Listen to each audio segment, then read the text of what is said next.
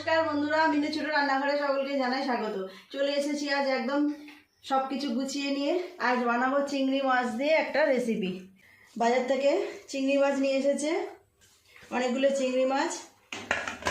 এখানে এই যে কচুরমুখী নিয়েছি, কচুরমুখী অল্প একটু আলুও দেবো।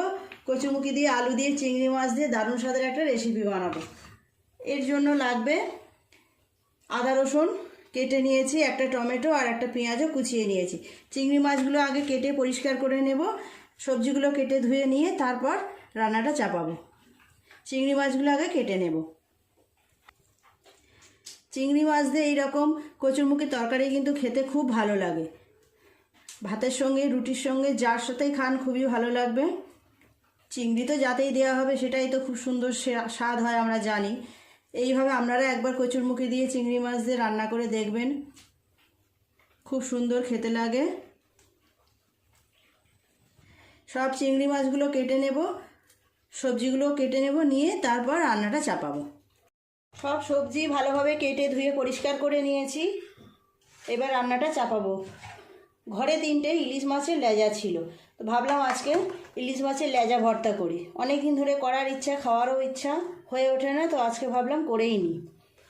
মাছগুলো আর চিংড়ি মাছগুলোর মধ্যে নুন হলুদ মিশিয়ে নেবো। আগে দিয়ে দেব হলুদ গুঁড়ো, নুন,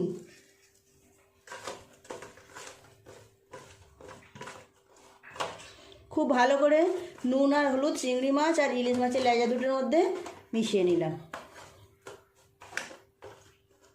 আদা রসুনটাও আমি মিক্সিতে পেস্ট করে নিয়েছি। গ্যাস জ্বেলে দেব। কড়াই গরম হয়ে গেছে, চিংড়ি মাছগুলো আগে ভাজা করে নেব। তেল দিয়ে দেব।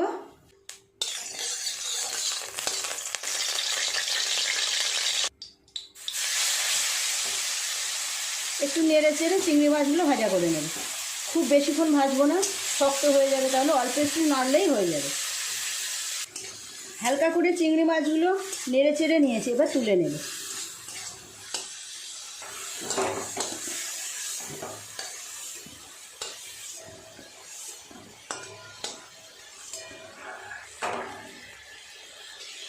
এই তেলের উপরে আর একটু তেল দিয়ে দেব।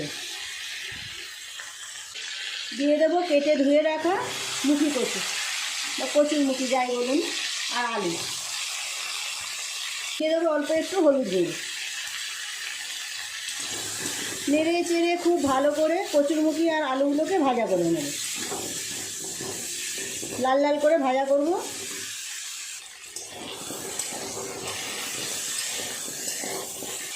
খুব ভালো করে নেড়ে চেড়ে আলু আর কচুরমুখীগুলো ভাজা করে নিয়েছি, এবার তুলে নেব।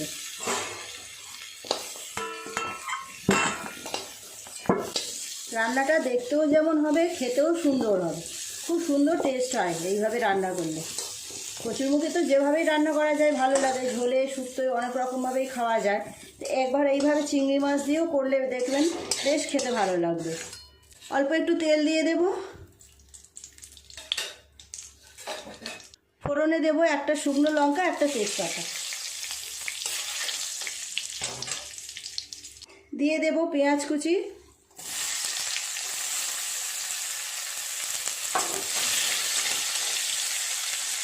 পেঁয়াজটা লাল লাল করে একটু ভাজা করে নেব। তারপর দিয়ে দেবো টমেটো কুচি।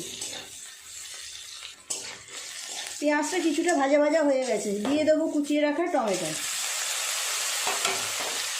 খুব ভালো করে টমেটো আমার পেঁয়াজ আর একটু নেড়ে চেড়ে নরম করে নেব।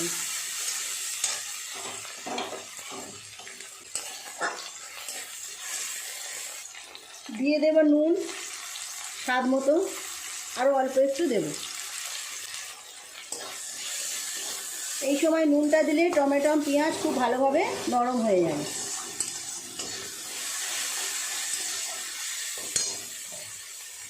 দিয়ে দেব আদা রসুনের পেস্ট।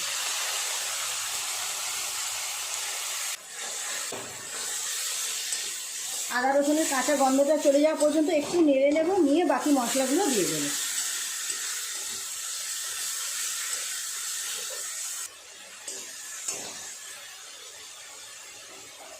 লঙ্কা গুঁড়ো দেব 1 চামচ, হলুদ গুঁড়ো দেব 1 চামচের একটু কম, জিরে গুঁড়ো দেবো 1 চামচের একটু কম। খুব ভালো করে সমস্ত মশলায় কষিয়ে নেব। অল্প একটু জল দেবো, তাহলে মশলাটা পুড়ে যাওয়ার ভয় থাকে না।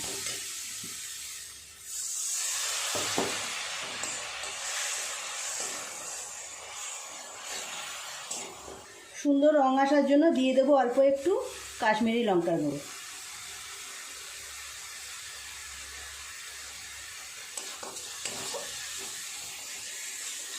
দু 3 মিনিট সময় নিয়ে এইভাবে মশলাটা খুব ভালোভাবে কষিয়ে নিতে হবে। খুব ভালো করে 2-3 মিনিট সময় নিয়ে সমস্ত মশলাগুলো খুব ভালোভাবে কষিয়ে নিয়েছি। টমেটো পেঁয়াজ খুব ভালোভাবে গলে গেছে। দিয়ে দেবো ভেজে রাখা আলু আর কচুরমুখী।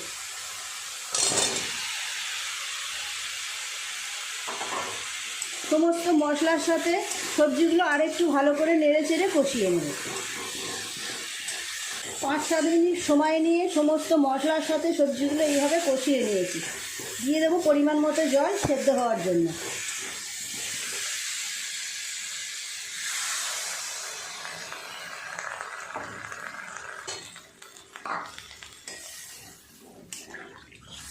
ঢাকা দিয়ে দেব।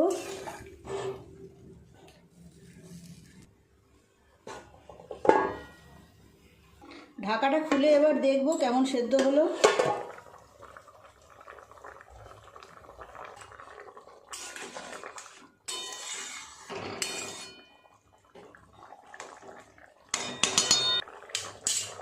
দিয়ে দেব ভেজে রাখা চিংড়ি মাছগুলো।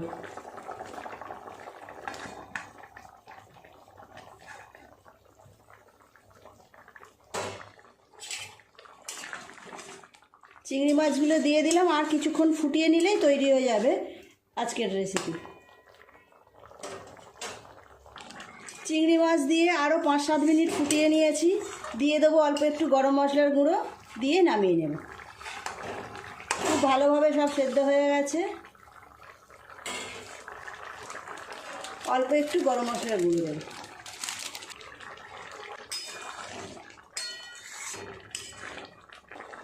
খুব সুন্দর সেন্ট বের হচ্ছে। যেমন দেখতে হয়েছে টেস্টও হবে তেমন সুন্দর।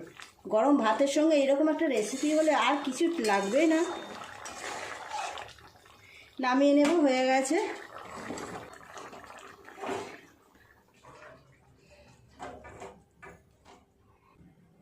কড়াইটা পরিষ্কার করে নিয়ে ইলিশ মাছটা ভাজা করে নিলেই হয়ে যাবে।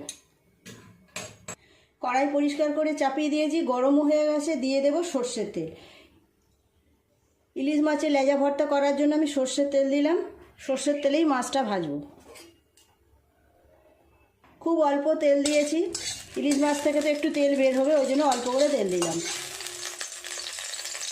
দিয়ে দেব নুন হলুদ মিশিয়ে রাখা মাছ। মাছের লেজার এই পাশটা ভাজা হয়ে গেছে, উল্টে অপর পিঠটা ভাজা করে নেব।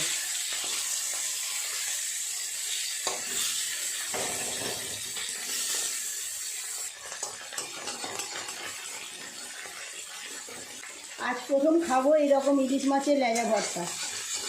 মাছের লেজাগুলো ভাজা হয়ে গেছে, তুলে নেব। এই তেলেই আমি একটু পেঁয়াজ আর একটা লঙ্কা ভাজা করে নেব। একটা লঙ্কা,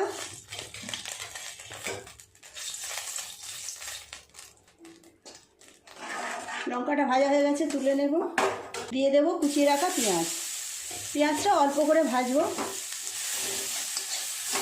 কাঁচা ভাবটা কেটে গেলেই নামিয়ে নেব। একটু নেড়ে চেড়েই হয়ে যাবে। একটু নেড়ে চেড়ে নিলেই হয়ে যাবে। পেঁয়াজটা হালকা করে নেড়ে চেড়ে নিয়েছি, তুলে নেব। তুলে নিয়ে সব ঠান্ডা হলে ইলিশ মাছের কাঁটাগুলো বেছে নেব, নিয়ে তারপর মাখিয়ে নেব। গ্যাসটাও অফ করে দিই।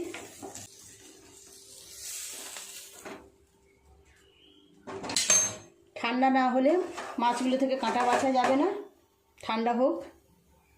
নিয়েছি এখানে ভর্তা মাখার জন্য নুন। লঙ্কাটা খুব ভালো করে নুনের সাথে এইভাবে চেপে ভেঙে মেখে নেব।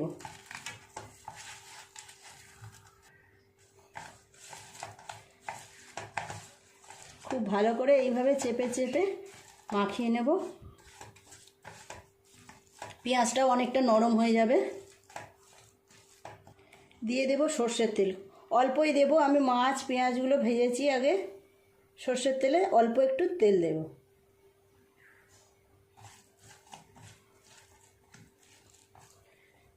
মাছগুলো এতক্ষণে ঠান্ডা হয়ে গেছে, আস্তে আস্তে কাঁটাটা বেছে নেব। মাছগুলো ঠান্ডা হয়ে গেছে, কাঁটা বেছে নিচ্ছি। আজকে রেসিপি দুটো যা হচ্ছে সবাই খুব পছন্দের। যদিও আমরা আজকে প্রথমে এই লেজা ভর্তাটা খাবো। এই মাছের লেজার কাঁটা বাছতেই একটু সময় লাগে, লেজায় তো কাঁটা প্রচুর থাকে। খুব সাবধানে আস্তে আস্তে দেখে শুনে কাঁটাগুলো বেছে নিতে হবে। সব ইলিশ মাছের লেজাগুলো থেকে কাঁটা বেছে নিয়েছি। খুব ভালো করে এবার পেঁয়াজের সাথে লঙ্কার সাথে মিশিয়ে নেব। নুন তেল সব তো আগেই দিয়ে দিয়েছি। তৈরি হয়ে গেল ইলিশ মাছের লেজা ভর্তা।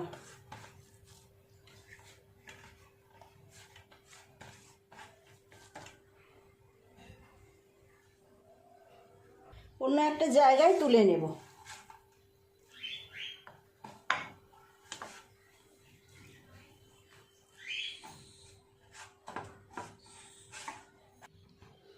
আর একটা কাঁচা লঙ্কা নিয়ে নিলাম।